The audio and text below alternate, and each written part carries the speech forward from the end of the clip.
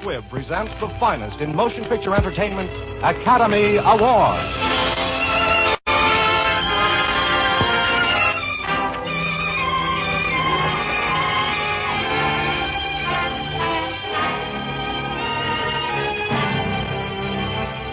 The House of Squibb, manufacturing chemists to the medical profession since 1858, bring you Academy Awards. The pictures, the players, the techniques and skills which have won or been nominated for the coveted awards granted each year by the Academy of Motion Picture Arts and Sciences to each in his field for outstanding achievement.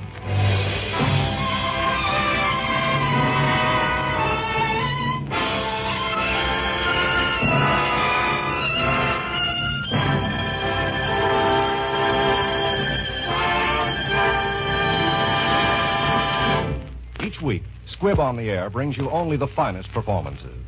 Squibb in your home brings you only the finest medicinal products, pure, effective, reliable. Squibb, a name you can trust. Tonight's picture is Kitty Foyle. Tonight's star is the distinguished RKO player, Miss Ginger Rogers. And now, Miss Ginger Rogers.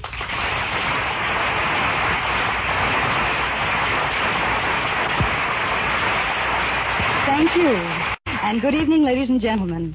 My hope is that some of our excitement and pleasure in reenacting these Academy Award roles will be communicated itself to you through our performances. Also, it would be ungrateful of me if we were to do Kitty Foyle tonight without thanking the men who brought Kitty to the screen.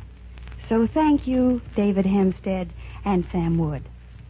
Kitty Foyle was written for radio by Frank Wilson with an original musical score composed and conducted by Lee Stevens, and our producer-director is D. Engelbach.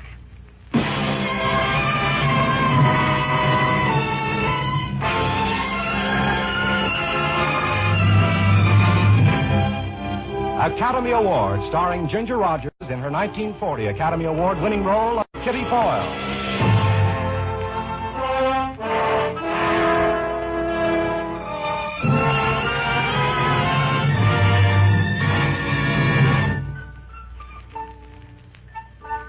Kitty! Kitty! Kitty, girl! Yes, Pop? Shut that dang thing off! I can't, Pop. I can't. I'm going too fast. I'm on a sleigh ride.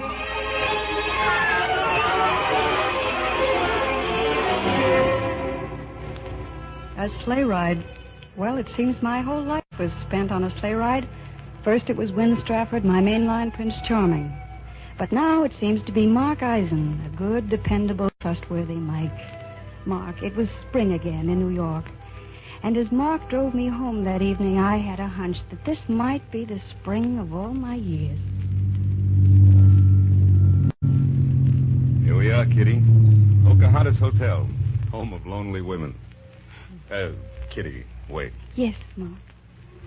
Kitty, will you take this ring? Oh, Mark. Well, you see, I've got lots of money tied up in this golden hoop, and there's no other way I can get any use out of it.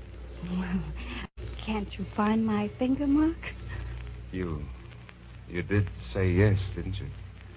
I mean, it's all clear. There's no confusion. You understand what I asked you. You asked me to marry you, didn't you? Oh, that's it. Exactly. I got it. That's why I said yes. Kitty, what I'm getting around to, that fellow in Philadelphia, that's all over, huh? All over. Oh, then we're getting married tomorrow. Meet me at the hospital tonight, huh? Midnight. We'll go straight to Greenwich. Yes, Mark. I guess this will be farewell to the Pocahontas. Kiss all those dear old bachelor girls goodbye for me. I'll kiss them all, and then I'll pack like mad. Okay. And meet me at St. Timothy's Hospital at 12. Smack on the dot. 12, smack on the dot, St. Timothy's.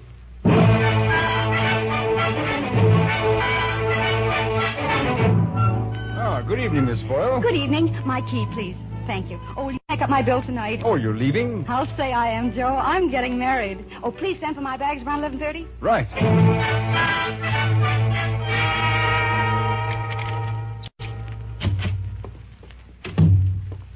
Hello, Kitty. Win. What are you doing in my room? You sent for me. I sent for you? You sent back the ring. Kitty, remember what I told you? If you ever needed me or wanted me or would have me, send the ring back to me.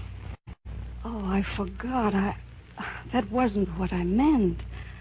I sent it back because that was all. That was the end. Don't say that, Kitty. Oh, Kitty, there's no life for me without you. I want you. I need you. I love you this minute as I've never loved you before. But when it's too late. 5 years, too late. No, Kitty, it'll never be too late. What we had can't die. I'm asking that we leave together for South America and be together always. Oh, Win, don't ask me anything. Don't let me think. Oh, darling, at last it all comes true. And will we live happily ever after? Forever and ever. When will we go? We sail at midnight. I'll be at the pier with everything arranged. Now, will you meet me there? Mm-hmm. Pier 48, midnight. Mm-hmm. Oh, Kitty, I love you. Don't be late. Mm-hmm. Bye-bye. Win, Win! Wait, Win!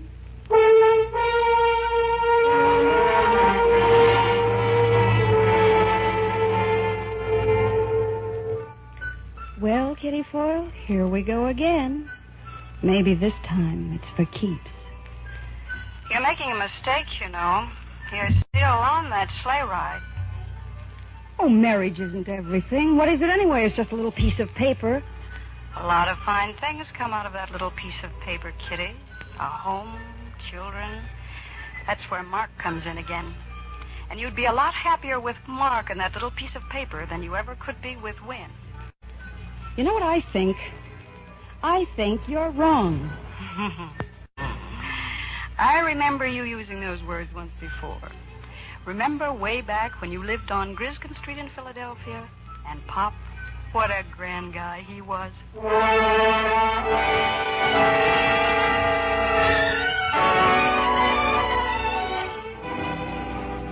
Ah, Kitty. I guess an old heathen like me never had any business trying to raise a daughter anyhow. I wanted to keep you from stubbing your toe. I thought you had all this junk rooted out of your mind. What junk? Cinderella and her blasted prince. Kitty, don't you see? It's no good. Don't argue, Pop. I love him. Judas Priest. You said it. You mean you want to marry Win Stratford? Mm-hmm. Does he ever ask you to meet his family? Pop, he doesn't even know I love him yet. Big secret. But I've never worried much about his family because I've got a funny idea I'm just as good as they are. Kitty, by Judas Priest, you're going to break your heart.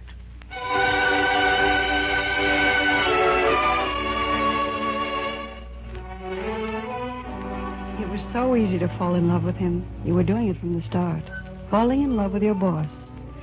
But there's no getting around it. Those were probably the happiest days in your life. Crazy but nice. Like the first time he took you to New York. I've never been in a speakeasy before. Best people in New York come here. Here we are, Mr. Stratford. My last bottle of straight. Oh, thanks, Giono. What's a Strega? It's Italian brandy. Oh, I know. They say if two people drink it together, they'll never drink it apart.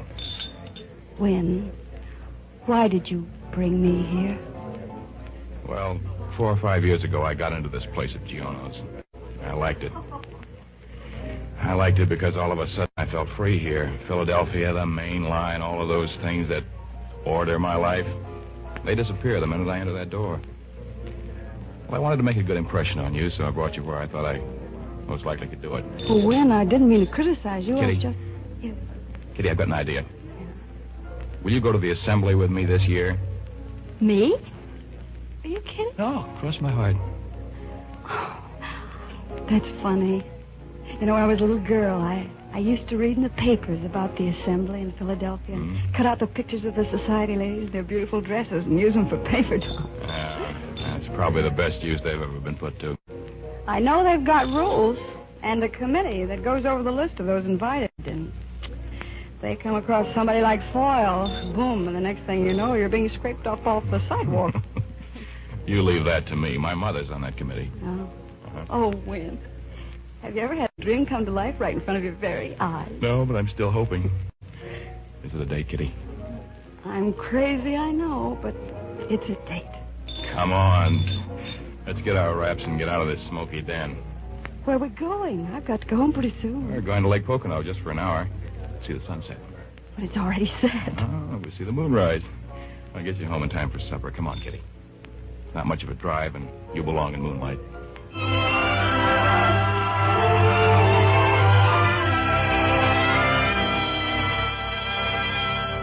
Lake Pocono and Wynn's Lodge in the mountains, snug and comfortable, exciting, and a million miles from everything but moonlight.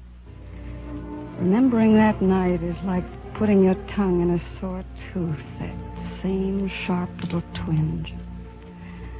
Funny how love makes a woman quiet and a man talkative. But Lancelot mused a little space. He said, "She has a lovely face. God in his mercy will lend her grace, the Lady of Shalott." Isn't that beautiful, darling? Tell me about beauty, teacher. Gladly. As you know, it's a man's duty to instruct woman in all subjects. Now, you pick the subject. No, I've only got a few minutes, but tell me where we are. We are in the Pocono Mountains, situated in the state of Pennsylvania. No, but where are we really? In heaven? No. In love. Tell me about love. Well, first, there was a man. Mm-hmm. And there was a woman. Oh, what did the man and the woman do? Well, at first they just hung around. One night a strange thing happened. What? They were sitting in front of a fire like this, and the firelight played upon the woman's face.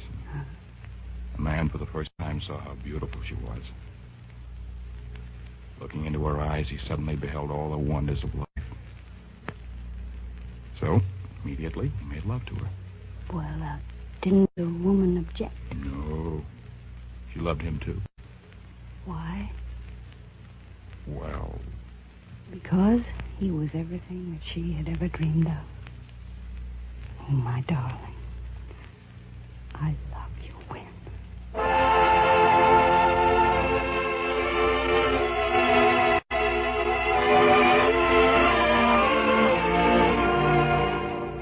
It couldn't go on like that. It just couldn't. Who did you ever think you were, Kitty Foyle? That you could live rent-free and forever in paradise? Didn't you see it coming? Didn't you know the magazine was bound to fail? Couldn't you tell that he would say the things he said because, well, being him, he couldn't have said anything else? Did you have to hurt inside as if he'd stabbed you with a knife? Yes, Kitty Foyle, you did. Well, the magazine's done. It's folded. It's finished. $10,000 my mother gave me to spend. Now what will you do? Me? Oh, that's right. I'm out of a job. Yeah. Well, I might get one in New York. I can't let you do that. Why? Why not? Because it's just silly. Sides would be too far apart. Well, it is in China. Kitty. Well, this is kind of delicate, but... Yeah, well, go on. Your father isn't very well. You're all alone, and it's too much for you to handle. Yes? I mean, I feel that I'm kind of responsible. It isn't your fault the magazine failed, and so... Well, until you get another job, I don't want you to have to worry about money. What do you mean? I'll just keep you on the payroll. It's only fair, you know, because... Just a minute. You don't need to worry about me, Wynn. I'm free, white, and 21, or almost. And I'd love you from here on out, or till I stop loving you. But nobody owes a thing to Kitty Foyle. Except Kitty Foyle. Kitty. Wait. Kitty!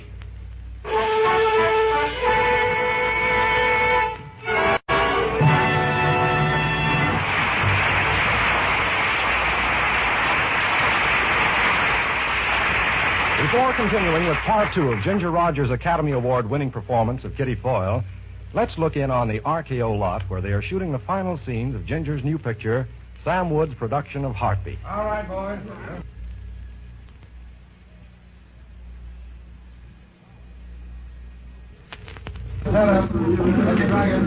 Here we are. Much like Alice in Wonderland, isn't it? Walking into a strange new world. Had you any idea it took so many skills and crafts to make a fine picture?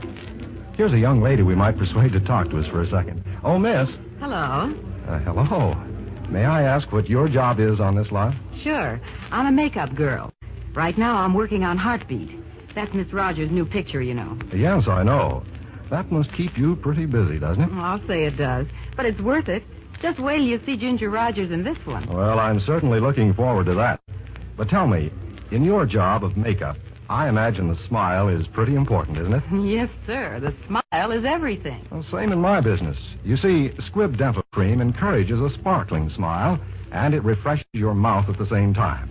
Everyone enjoys the minty taste of Squibb Dental Cream. It's so cool and fresh. Yes, I know. And did you know that the polishing agent in Squibb Dental Cream is one of the safest, softest, yet most effective known to dental science? Well, I'm glad to know. And did you know that pure Squibb Dental Cream has to pass more than 100 separate tests before it touches your brush?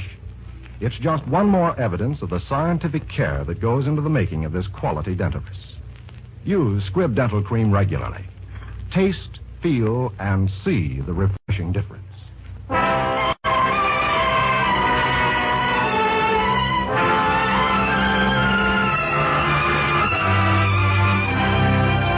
And now for part 2 of tonight's picture, Kitty Foyle, starring the Academy Award winner, Miss Ginger Rogers.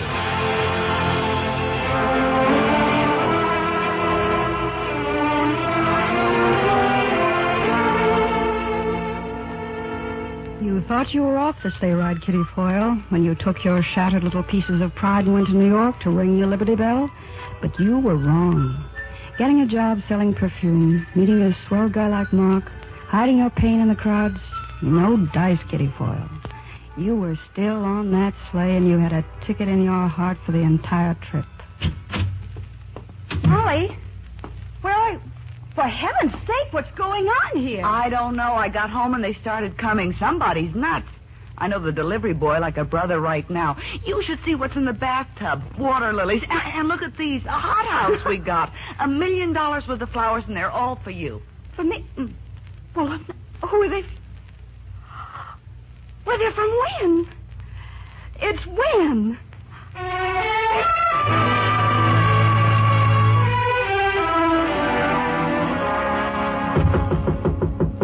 Come in. Wynn. Wynn. Kitty. Oh, Wynn, how did you ever find me? I just followed my heartbeats. Here, presents. Shall I go outside while you dress, or can I just close my eyes? Where'd you dress? We have a date tonight for the assembly. Only ours is going to be right here in New York. Oh, Wynn, you remember. Hey, I hope you like this dress. Oh, Golden. Oh, Wynn. Kitty. Kitty, I forgot to tell you. What? How much I love you. Oh. Oh, how much do you love me? If I said as much as you love me, would that be enough? Oh, darling. If that were true, there wouldn't be any love left for anybody else in the whole world.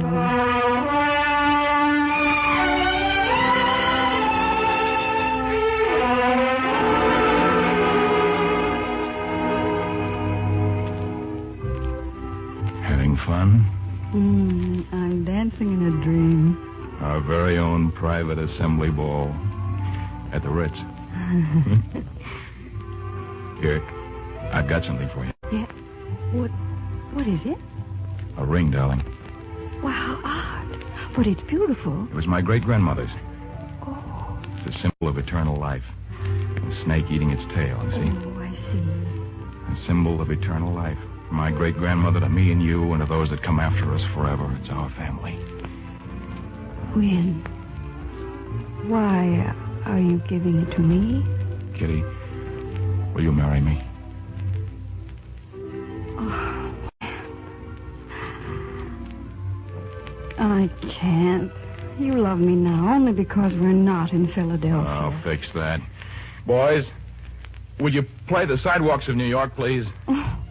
What's the idea? Oh, that's our song now. We're New Yorkers. All of us. Oh, darling, no main line, no Philadelphia. Mm-hmm. Just you and me and you. Dear God, please don't ring the alarm clock for just a little while. Let it go on just as it is now. Just as it is now. Oh, he heard me. It's Sunday morning. Those are wedding bells, darling. Oh. Wedding bells for us.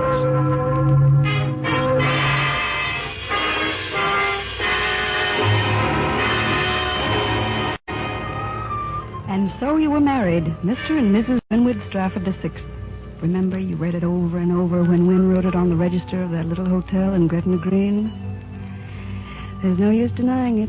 Those 2 days were just about perfect.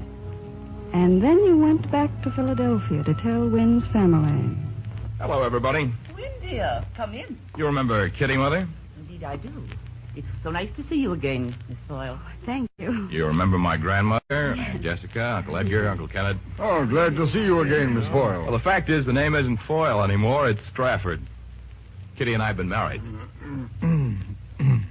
Oh, why don't you say something? Or is she so beautiful she's taking your breath away? You'll have to forgive me, my dear. I just wasn't prepared for such news. You understand, don't you? Oh, of course. After all, it is a surprise. Shall we sit down? Will you have tea? No, thank you. When were you married, dear? Monday. I see. We thought, naturally, that Win would wait a year. But you understand, of course, that above everything else, we want you and him to be happy. That's first and foremost in our thoughts, isn't it? Oh, yes, of course, my dear. Well, I don't want to seem rude, but would somebody mind telling me what you're driving at? It's only this, my dear. Mother. You see, honey, I promised I wouldn't marry you for a year. Mother was going to take you under her wing and prepare you. Prepare me for what? You know, some school, some good finishing school. School? Are you kidding me? No, my dear. Let's keep calm. Now, look. Let's get a few things straight around here. I didn't ask to marry the Straffords. The Strafford asked to marry me. I married a man, not an institution or a bank. Oh, I've got a fine picture of your family conferences here. All the Straffords trying to figure out how to take the curse off Kitty Foyle. Buy the girl a phony education and polish off the rough edges and make a mainline doll out of her. Oh, you ought to know better than that. It takes 6 generations to make a bunch of people like you, and by Judas Priest, I haven't got that much time.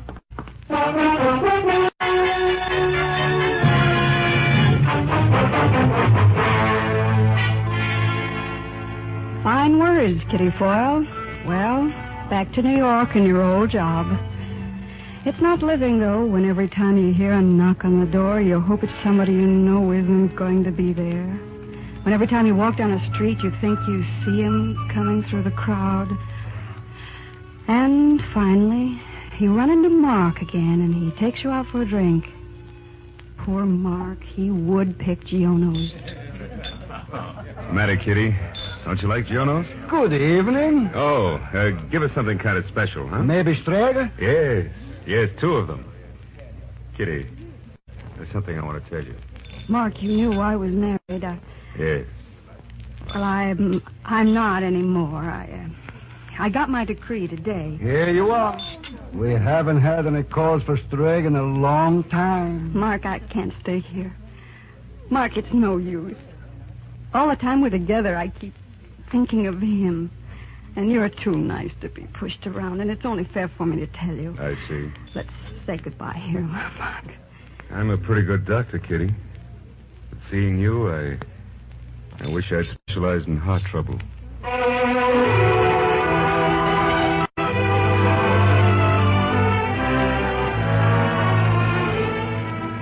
You were ghost-ridden and haunted, Kitty Foyle. You ran until you couldn't run anymore. And then one day, an item in a Philadelphia paper. Mr. and Mrs. Devers Gladwin announced the engagement of their daughter, Miss Veronica Gladwin, to Mr. Winwood Strafford VI. You thought you could only die once, but you learned. You learned. And time kept on doing business at the same old stand, 5 years of it. Then they sent you down to Philadelphia to open a branch of the store. You were afraid to go, afraid of all the things it might bring back. But nothing happened until the afternoon of your last day, about 4:30. I think I'd better have some perfume, too. Oh, yes, madam. Are you going to the opera or dancing? I'm going to the assembly tonight. I see. What flowers are you wearing? Oh, I haven't thought yet. I'm glad you mentioned that because I usually have to buy them myself. Oh, in that event, I suggest Sanxit perfume with camellias or... Telephone call, Mrs. Strafford. Oh, thank you. Mrs. Strafford. Oh, it couldn't be. Hello? Hello? Oh, hello, Win. Oh, you don't have to go to New York again, do you? But, Win, in the 5 years we've been married, we've never gone to the assembly together. Very well. I'm sorry, but I'll have to leave right away. May I send the perfume to the house with the other things? No, I'll make a selection some other time. The assembly. Tonight. Mrs. Wynne Stafford. Is that all, Miss Foyle? The package is ready to go to Mrs. Stafford. Yes, that's... No. No, wait. Here's something else. Wrap this up. This ring. For Mr. Stafford.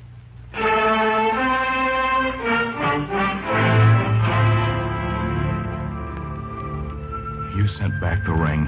Kitty, remember what I told you. If you ever needed me or wanted me or would have me, send the ring back to me.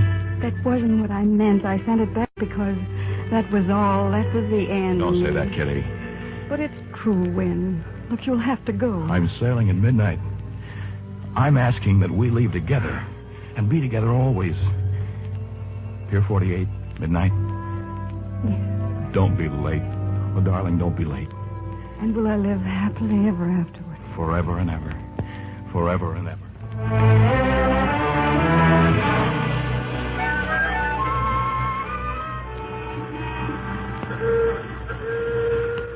Cab, Miss Foyle? Oh, yes, please.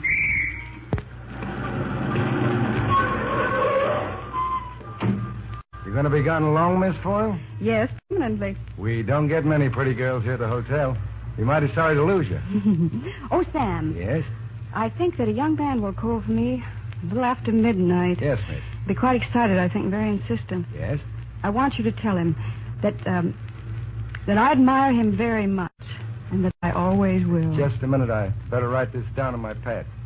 You admire him very much. And tell him that I'll never forget him. You will never forget him And tell him that I'll always love him in a very special way. You'll always love him in a... And then tell him that I'm being married tonight. You're getting married tonight. Hey, what is this? Where to, miss? St. Timothy's Hospital, please.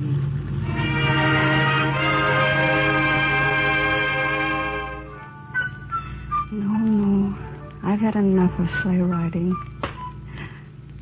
Goodbye, Wynne. Goodbye, dear. But here's where I get off.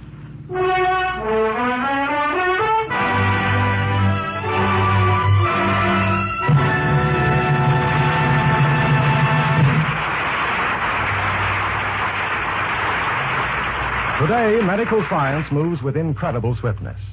Even before the miracles of penicillin were completely charted, work was going forward in a scientific laboratory on another similar substance called streptomycin. What is streptomycin? It is a powerful drug science has taken from the earth itself by painstaking and complicated extraction processes. What does streptomycin contribute to the conquest of disease? It is effective against certain deadly germs that even penicillin doesn't conquer. With streptomycin, as with penicillin, Squibb scientists are working in the forefront of progress, cooperating with other scientists all over the world in the effort to discover and prove all that streptomycin can do, and to make it available as soon as possible to every doctor. For the Squibb idea, for nearly a century, has been to strive ceaselessly in the cause of health.